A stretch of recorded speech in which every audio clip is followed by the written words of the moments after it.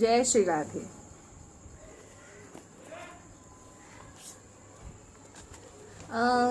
कहते हैं कि जो ये प्रेम है श्री जी से, कि इस प्रेम की जो प्राप्ति का उपाय क्या है, कि कैसे इस प्रेम को पाया जा सकता है।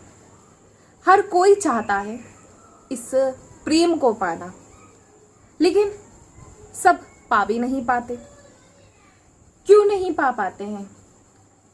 क्योंकि हमें जो हमारा आकर्षण है, जो हमारा चिंतन है, वो इस संसार में है, और जो वस्तुतः जो सच्चाई है, जो सत्य है, यानी प्रभु, उससे हम दूर हो चुके हैं। तो अब यही पता लगाना है कि कैसे हम प्रेम को पाए, और वो कैसा, ऐसा कौन सा उपाय है, वो ऐसा कौन सी कोई ऐसी औषधि है जो हमें प्रभु से मिलवा पाए, और प्रभु के उस प्रेम को, जो प्रकाश है, अब तक हमारे भीतर अंधकार ही अंधकार है, और उस जो प्रकाश है प्रभु के प्रेम का, वो हमारे भीतर आ पाए। तो जो प्रेम प्राप्ति के उपाय क्या है, इस विषय पर हम चर्चा करें उससे पहले एक छोटा सा भाव आप सभी के लिए, और ऐसे ही भाव आप सभी को ये जो हरि नाम संकीर्तन है या कुछ भी अपना जो भाव होता है, आपको हम इसलिए सुनाते हैं ताकि आप भी ऐसे श्री जी को सुनाएं। और श्री जी, देखिए, आप जो जैसे हम सोचते हैं कि हम जो ये संसार का आकर्षण है, इसे छोड़ना मुश्किल है, ये संसार का आकर्षण नहीं छोड़ सकते, और जो कहते हैं कि हमें धाम वास करना है, अगर आपको धाम वास करना है तो फिर हमें सोचना कुछ नहीं चाहिए, क्योंकि सोचा वहां जाता है जहां कोई संचय हो।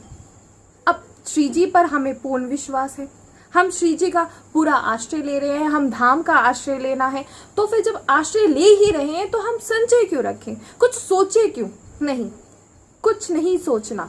अगर धाम वास आप करना चाहते हैं, जिनकी ऐसी इच्छा होती है कि धाम वास करें, अरे अगर इच्छा आ रही है तो आ जाइए, कुछ मत सोचिए। हमें कुछ सोचना नहीं चाहिए कि कुछ विचार करें, कि पहले अपनी व्यवस्था करें तब जाके धाम वास करेंगे, नहीं, कोई व्यवस्था नहीं। अगर आप अभी भी व्यवस्था के लिए रुके हैं, अभी भी आप अपनी व्यवस्था का इंतजार कर रहे हैं, तो अभी भी आपको पूर्ण भरोसा नहीं है। अभी भी आपको जो आश्रय कहा जाता है, जिस प्रेम रस में आप डूबना चाहते हैं, जिस प्रेम रस को अपने भीतर लाना चाहते हैं, तो उसे लाने के लिए आपको अपने भीतर अपना कोई सामर्थ्य नहीं लाना है। हमें कोई अपने सामर्थ्य का प्रयोग नहीं करना, प्रभु से मिलन करना है, प्रभु से मिलना है, तो अपने सामर्थ्य को हटा दीजिए। हमारा कोई भी सामर्थ्य नहीं, और ना ही हम लगा सकते हैं। हम केवल एकमात्र कार्य कर सकते हैं, और वो है भजन, वो है नाम जप, और वो है सेवा।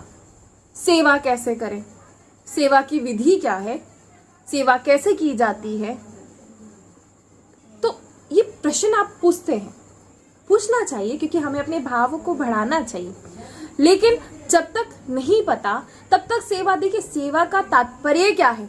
सेवा ऐसे की जाती है कि अपने हृदय से, जैसा मन में आ रहा है, कि मन कर रहा है श्री जी को आज ऐसे वस्त्र पहनाएं, श्री जी को ऐसी पोशाक धारण कराएं, श्री जी के लिए सुंदर से पुष्पों से शैया सजाएं, श्री जी को ये पसंद है, श्री जी को ऐसा पसंद है।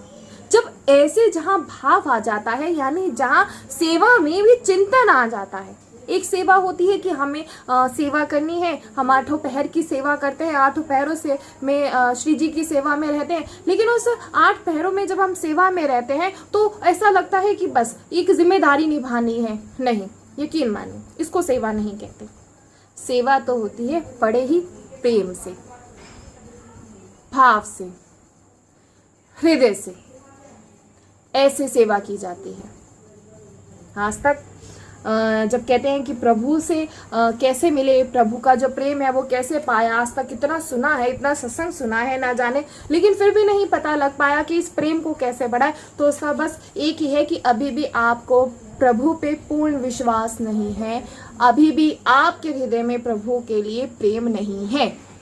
जो आकर्षण है अभी भी वो केवल एक मात्र का है, और वो है संसार का, और किसी का नहीं। और जब तक इस संसार में फंसे रहेंगे, तब तक यकीन मानिए, तब तक ऐसे ही दुखी रहेंगे, प्रभु से नहीं मिल पाएंगे। अब जो ये प्रेम की प्राप्ति का उपाय क्या है? श्री प्रियालाल यदि किसी को मिलते हैं तो एक प्रेम के अधीन होकर ही मिलते हैं। आप सोचें कि हम कोई जप कर लें, कोई तप कर लें तो हमें प्रियालाल मिल जाएंगे, नहीं, ऐसा नहीं होता। प्रियालाल हमेशा आपको जब भी मिलेंगे जब आप प्रेम के अधीन होंगे, जब आपके हृदय में प्रेम होगा। और अगर हृदय में प्रेम है तो उसके अलावा आपके हृदय में और कुछ नहीं होना चाहिए, क्योंकि हृदय में केवल एकमात्र ही विराजमान रह सकता है, या तो आपका सांसारिक आकर्षण या तो प्रभु के लिए प्रेम। चाहे जितनी चतुराई करो, करोड़ों बातें बनाओ, किंतु तुम्हारी बातें बनाने से प्रभु प्रसन्न होने वाले नहीं हैं। चाहे प्रभु के सामने लाख बैठ जाइए और मन में अगर आपके कुछ और है और दिखा कुछ और रहे हैं, तो ये चतुराई नहीं चलेगी। इस चतुराई को छोड़ दीजिए कि इस चतुराई से अगर आप प्रभु को पा लेंगे तो यकीन मानिए आप नहीं पा पाएंगे। ये चतुराई जो आप प्रभु को दिखाते हैं, तो इस बात का ध्यान रखिए, वो सर्वज्ञानी है, वो सब जानते हैं। आपके चाहे आप बाहर जितना मर्जी दिखा लें, चाहे हम जितना मर्जी तिलक लगा ले, जितना मर्जी कंठी पहन ले, चाहे जितना दिखावा कर दे, लेकिन आपके जो हृदय की बात है वो केवल प्रभु जानते हैं। और प्रभु की प्रसन्नता का हेतु तो हृदय का प्रेम है, और वह प्रेम किसी साधन से, विविध प्रकार के तपों से, त्याग से, योग से, दान व्रत से, धर्म कर्म आदि से नहीं प्राप्त होता। जो सोचे कि हम खूब तप कर लें, विविध प्रकार के हम तप करें, चाहे कितनी भी आप पूजा पाठ करें, लेकिन उसे करने से आपको प्रभु का प्रेम प्राप्त नहीं होगा। प्रेम प्राप्ति का सिर्फ एक ही उपाय है, और वह है भगवत प्रेमी रसिक महापुरुषों की चरण रज में लुंठन करना। जितने भी ये रसिक जन हैं, इनका संग करना। यदि आप में यह दीनता रही कि भगवत प्रेमी महात्माओं के चरणों में आपका मस्तक झुकता रहा, मन आपका भगवत प्रेमी महात्माओं के अधीन रहे, तो प्रेम आ जाएगा। क्योंकि प्रेम और जल का एक स्वभाव है। जैसे जहां ढलान होती है वहीं पानी जाता है, ऐसे ही प्रेम का स्वभाव है। जहां जितनी दीनता निर्मलता है वहीं प्रेम आएगा, वहीं से प्रेम जाएगा। जैसे पानी का ढलान होता है कि जहां भी ढलान होगा वहीं जल जाएगा, ऐसे ही प्रेम है। बार बार समझाया जाता है कि मन में कुछ और, दिखाने के लिए कुछ और, इससे आपको प्रभु कभी नहीं मिलेंगे। एक उदाहरण जरूर समझाएंगे एक कथा की सहायता से। एक गांव में एक महात्मा रहते हैं। दुनिया उन्हें पूजती थी, प्रवचन करते हैं, हजारों लोग बैठ जाते हैं। उसी गांव में एक वेश्या रहती है। उसका कर्म है पाप का, दिन रात पाप ही पाप, पर वो मजबूरी से वो काम कर रही है। शाम को जब वो अपने, जो वेश्या है, मजबूरी से काम कर रही है और प्रभु से कहती है, शाम को जब अपने काम पर जाती है तो भगवान की तस्वीर के सामने बैठ जाती है, प्रार्थना करती है 2 मिनट के लिए कि हे भगवान, मैं जो कर रही हूं मुझे पता है ये पाप है, पर मजबूरी में कर रही हूं, मेरे पास और कोई साधन नहीं, मुझे माफ कर देना। ये वैश्या जब भी अपने काम पर जाती है तो सर्वप्रथम अपने प्रभु की तस्वीर के सामने वो क्षमा याचना करती है कि जो ये मैं कार्य कर रही हूं ये मेरी मजबूरी है। और क्षमा याचना, क्षमा मांगना, अपने आप को स्वीकार करना, ये सबसे बड़ा प्रभु इससे बहुत प्रसन्न होते हैं कि जो अपने भीतर अपने आप को जो पहचान जाता है वो प्रभु से मिल जाता है, क्योंकि उसे अपनी कमियां जिसे दिखनी शुरू हो जाए। क्योंकि हमें अपनी कमियां नजर नहीं आती, हमें ये अपराध जो हमारे द्वारा होते हैं हमें नजर नहीं आते, लेकिन जो स्वीकार कर लेते हैं ना, यकीन मानिए वो प्रभु के प्रिय हो जाते हैं। रोज माफी मांगती है, रोज, और अपने पापों में फिर से लिप्त हो जाती है। महापुरुषों को कई लोगों ने, जो वहां के महापुरुष थे, जो बहुत प्रवचन करते थे, जिनके पास हजारों लोग आकर बैठते थे, क्योंकि उसी गांव में वो महापुरुष रहते थे और उसी गांव में वो वैश्या रहती थी, तो कई लोग आकर उनसे कहते हैं कि इसे समझाओ, पूरे गांव को एक वेश्यालय खोल कर बैठी है कि पाप है, और आपके होते हुए जिस गांव में आप उसी गांव में वैश्या, ये अच्छा नहीं लगता। महापुरुष ने उसे अपने पास बुलाया, बुलाकर समझाया कि ये पाप है। वैश्या ने कहा, मेरे पास कोई और साधन नहीं है कि मैं किसी और साधन मेरे पास हो जिससे मैं अपना पालन पोषण कर सकूं, मेरे पास केवल एक ही यही साधन है। तो महापुरुष ने उसे समझाया कि अब तुम ये सब कार्य छोड़ दो, तुम केवल प्रभु का ही विश्वास रखो और प्रभु आएंगे और तुम्हारा साथ देंगे और तुम्हारा पालन पोषण करेंगे। वैश्या मान जाती है और कहती है, ठीक है, मेरे पास अभी इतना तो धन जुड़ा है कि मैं थोड़े दिन जो अपना समय है वो मैं व्यतीत कर सकती हूँ, अपने थोड़ी जो जीविका है वो चला सकती हूँ। और बहुत से दिन बीत जाते हैं, वैश्या के जितने भी पैसे होते हैं, जिसका धन उसका एकत्रित हुआ होता है, वो सब खत्म हो जाता है, लेकिन कोई उसे पूछने नहीं आता, ना वो महापुरुष और ना ही गांव के लोग, कोई उसे पूछने नहीं आता। फिर जाती है महापुरुष के पास और फिर बोलती है, कहती है उनसे कि आपने कहा था कि प्रभु आएंगे और मेरा ध्यान रखेंगे, मेरी जीविका चलाएंगे, लेकिन कोई भी नहीं आया, अब मैं क्या करूं। महापुरुष फिर उसे समझाते हैं कि तुम जाओ, प्रभु अवश्य आएंगे, और फिर चली जाती है और कोई नहीं आता। और थोड़े दिन बाद देखती है और फिर से अपना उसी कार्य पे लग जाती है और फिर प्रभु से क्षमा याचना करती है कि हे प्रभु, मैं जो भी कर रही हूँ अपना ये जीवन व्यतीत करने के लिए कर रही हूँ, इसलिए मुझे क्षमा कीजिए।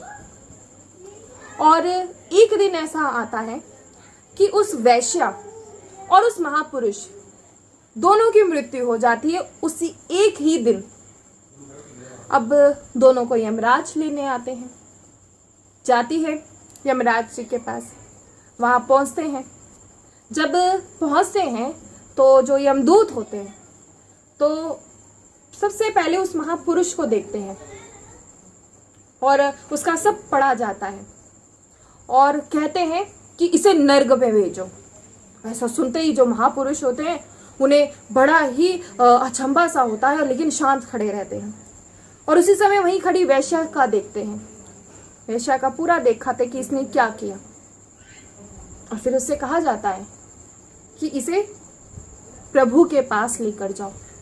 अब इतना सुनते ही वो टोकता है, जो महापुरुष होता है वो टोकता है और कहते हैं कि शायद आपसे कुछ गलती हुई है, जो ये ऐसी वैश्या है कि इसने न जाने कितने बुरे कर्म इसने किए हैं और आप इसको प्रभु के पास भेज रहे हैं। और मैंने कितना सत्संग किया, मैंने कितने प्रवचन किए और लाखों लोगों को मैंने सुनाया, लाखों लोगों से मैंने नाम जप करवाया, लेकिन आप मुझे नरक भेज रहे हैं।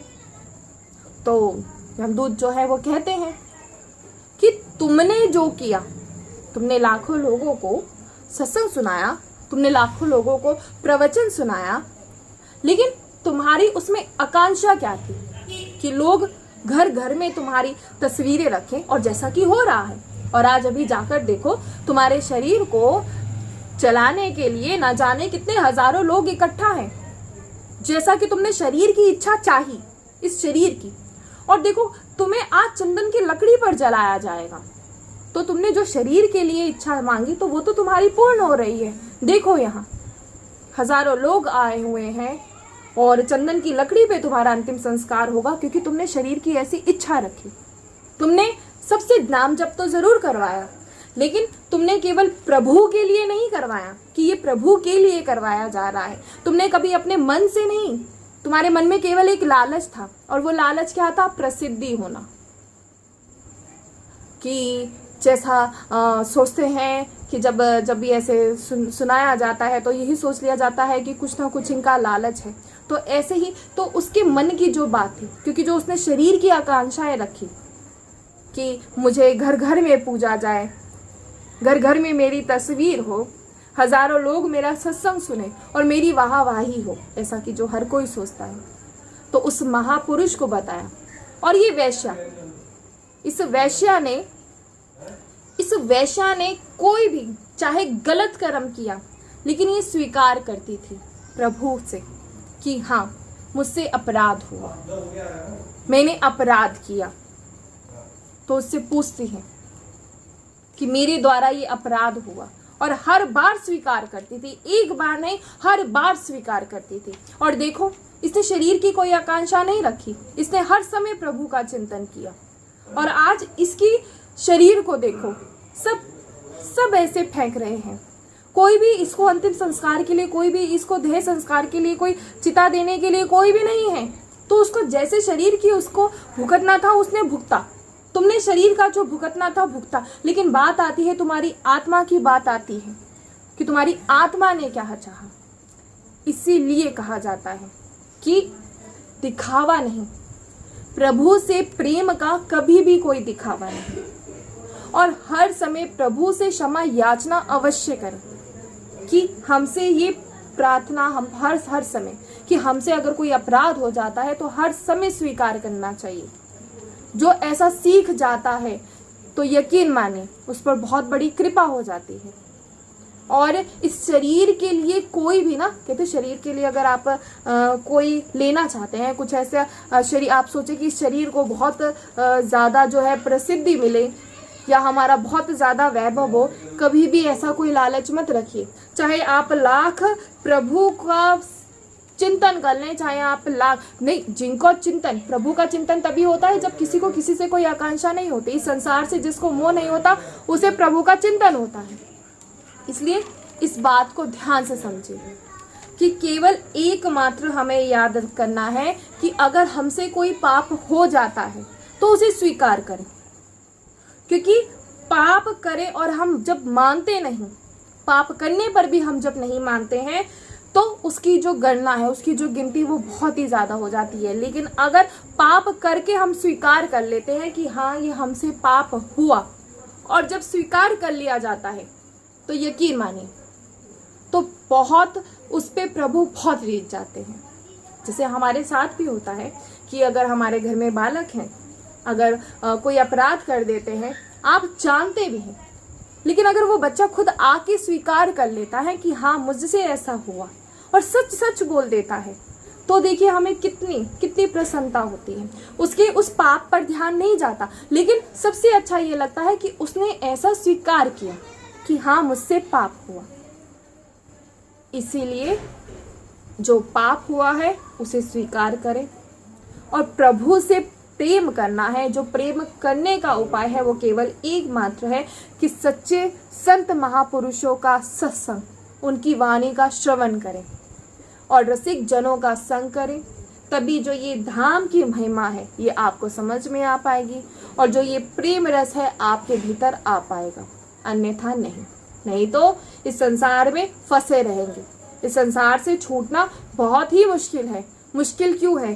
क्योंकि ये इसी जन्म में नहीं, ये इसी जन्म का नहीं कि हम इसी जन्म में भुगत रहे हैं, इसी जन्म में आए हैं। अगर आज भी अभी भी आप लोगों ने ये सत्संग सुन रहे हैं, अगर आप पर कृपा हो गई है तो यकीन मानिए न जाने कितने जन्मों से भटके थे, अब जाके आप स्थिर हो चुके हैं, आप पर कृपा हो चुकी है। क्योंकि जो ये संसार का जो अभ्यास है ना, ये न जाने कितने सालों से, कितने जन्मों से है। लेकिन इस जन्म में अगर हमें अवसर मिला है तो उस अवसर को व्यर्थ ना जाने दें। और कोई पाप हो जाता है तो स्वीकार कर लीजिए प्रभु के समक्ष। और यकीन मानिए, आपसे सच्ची बता रहे हैं, अगर आप स्वीकार करना सीख जाएंगे ना, तो आगे कभी वो पाप फिर हो भी नहीं पाते। क्योंकि एक प्रेम होता है हृदय में कि प्रभु से प्रेम है। अगर ऐसा करेंगे, किसी से कुछ उल्टा बोलेंगे या किसी का कुछ अहित सोचेंगे, किसी के लिए कुछ गलत सोचेंगे, किसी का गलत करेंगे, किसी को गलत भाव से देखेंगे, किसी को गलत दृष्टि से देखेंगे, किसी के लिए कुछ गलत बोलेंगे भी, तो हमारे प्रभु हमसे नाराज हो जाएंगे। और जिनके मन में ऐसा भाव आ जाता है ना, यकीन मानिए प्रभु उन्हें अपने हृदय से लगा लेते हैं। क्योंकि दिखावा करने से कुछ नहीं होगा, दिखा तो कुछ और दें लेकिन भीतर कुछ और है, उससे हमें किसी भी चीज की प्राप्ति नहीं होगी। उससे केवल एकमात्र ही प्राप्ति होगी, और वो होगी आपको जो शरीर का वो। तो कल आप सभी से फिर मिलेंगे। तो आप सभी को जैसा कि बार बार समझाया जा रहा है, इसे समझिए कि आपको क्यों समझाया जा रहा है कि बार बार भजन करें, बार बार जितना भजन आप कर सकते हैं उतना करें। जय श्री राधे।